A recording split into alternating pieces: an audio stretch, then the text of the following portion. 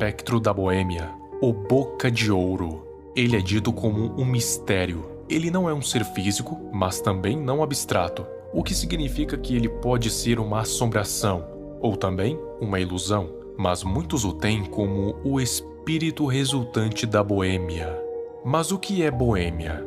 É um estilo de vida que acredito que uma boa parte da população brasileira leva, e eu não duvido nada que alguém que esteja assistindo isso agora leve também, que é um estilo de vida mais despreocupado possível, viver o presente e não se preocupar com o futuro, acordar tarde, sair quase todo santo dia, beber até cair, festa a todo momento, coisas assim.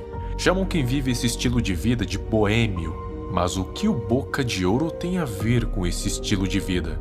Por enquanto, a única coisa a ver é porque ele se veste com roupas parecidas com as de Boêmia, mas logo depois vai fazer mais sentido.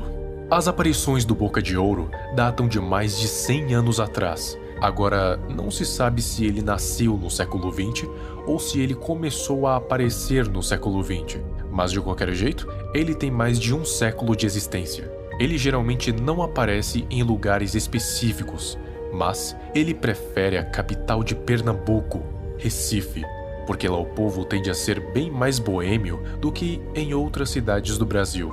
Mas ele pode aparecer em outros lugares, mas o principal é em Recife. Identificar o Boca de Ouro não é uma tarefa difícil, afinal, ele nunca aparece durante o dia, apenas de madrugada. Suas roupas são excêntricas, veste um terno branco, usa sapatos bem engraxados e um chapéu do estilo Panamá. Seu visual lembra muito uma entidade de luz cultuada na Umbanda, o Zé Pilintra.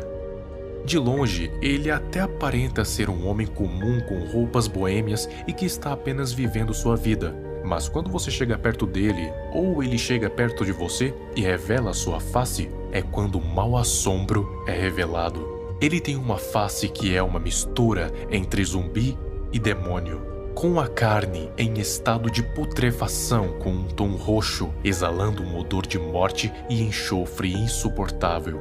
E como a sua carne já está apodrecida, tem pedaços faltando, inclusive dos lábios que são inexistentes. Então seus dentes são expostos, e daí que vem o seu nome, pois os seus dentes são de ouro.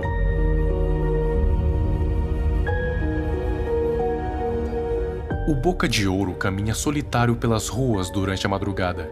Claro que não a todo momento. Algumas pessoas podem vê-lo, outras não. Isso porque ele escolhe quem ele quer que veja e quem ele não quer. E que tipo de pessoa ele quer que o veja? Quem mais seria senão os boêmios? Ele se encontra com caminhantes solitários que vagam pelas ruas de madrugada. Geralmente esses já estão bêbados, cambaleando, lutando para voltar para casa, acabando de sair de uma festa ou bar tarde da noite. Ele então vai se aproximar dessa pessoa e vai perguntar se ela tem fogo para o seu cigarro. E independente do que ela responda, ele responderá obrigado e levantará sua face que antes estava encoberta pela escuridão.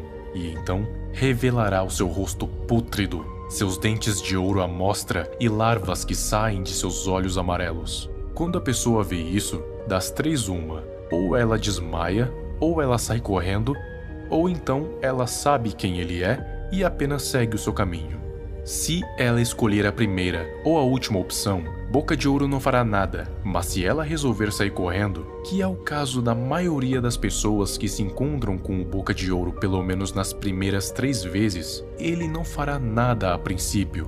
Ele apenas vai começar a gargalhar alto, como se alguém tivesse lhe contado a piada mais engraçada de toda a sua vida.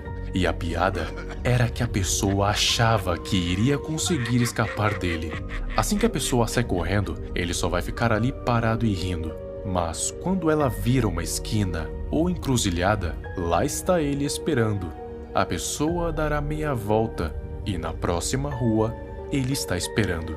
E detalhe, a cada vez que ele aparece, sua cara está cada vez mais medonha. Isso vai se repetindo até que a pessoa desmaie de exaustão ou de medo.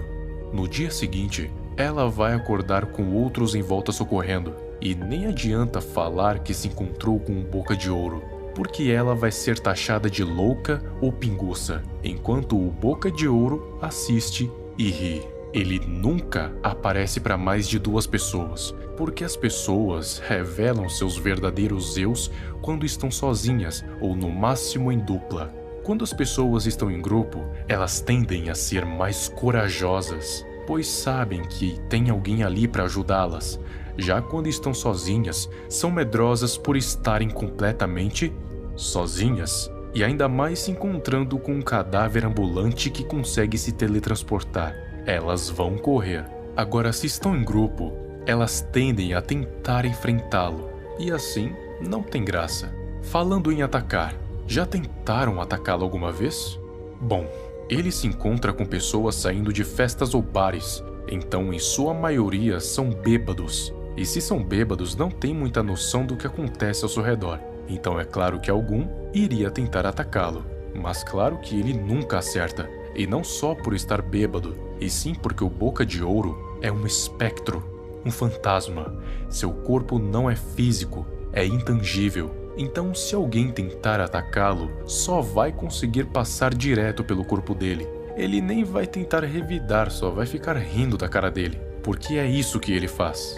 Para você se livrar do Boca de Ouro, não precisa de muito. Quando ele te perguntar se você tem fogo, se você tiver um isqueiro ou fósforo, basta acender o cigarro que ele vai embora. Mas se você não tiver, basta dizer que não tem, que ele também vai embora.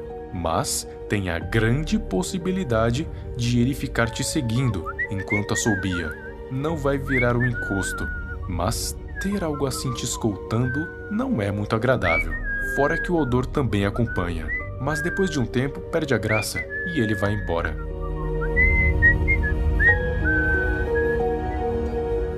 Não se sabe quem é ou quem foi o Boca de Ouro. A teoria mais coerente seria que ele é um espírito da boêmia, que vaga sem rumo pelas ruas, apenas procurando alguém para assustar e ficar tirando uma com a cara. Ver as pessoas correndo e gritando, para ele, é a coisa mais hilária do mundo. Ainda mais a sua reação quando percebem que não podem escapar e simplesmente desmaiam. É assim que ele vive a sua eternidade. Talvez seja uma maldição? Pode ser que sim, pode ser que não. Se for uma maldição, seria a clássica de viver sozinho pela eternidade com as pessoas tendo medo dele. Mas acho que, quando mortal, ele já não gostava de companhia e gostava de zoar com tudo e todos.